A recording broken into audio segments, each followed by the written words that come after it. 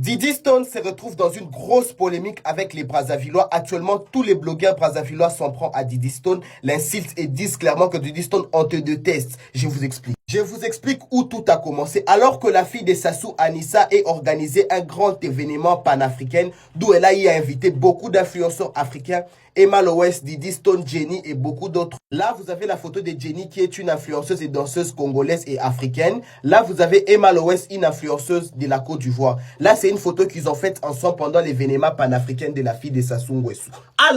Alors que Didi Stone aussi a été invité pour participer à cet événement panafricain, et ben Didi Stone était là. Sa présence était bien dans cette soirée, dans cet événement, mais Didi Stone de toute la soirée, à ce qui paraît, elle est restée qu'avec sa maman. Elle n'a pas voulu sympathiser ou socialiser. Et 10 minutes après, elle a quitté l'événement. On a demandé, mais pourquoi Didi t'es partie 10 minutes après, alors que les autres sont restés très longtemps?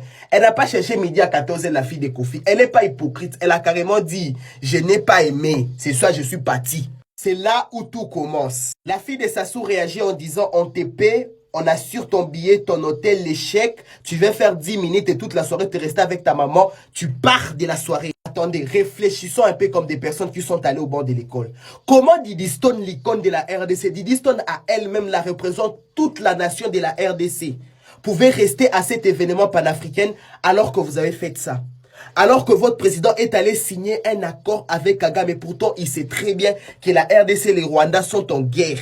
Didi, c'est une compatriote qui fait passer d'abord son pays avant elle.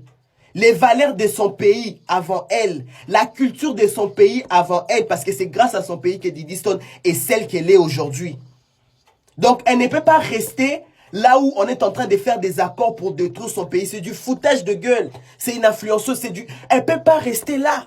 Est-ce que vous pouvez imaginer combien de grands musiciens de la RDC dont on a payé des gros cachets pour faire un concert au Rwanda, mais ils ont refusé de faire concert là?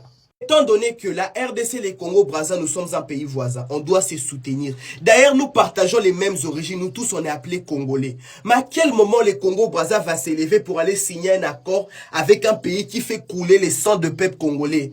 Un pays qui a pris des millions, des milliers de vies des Congolais.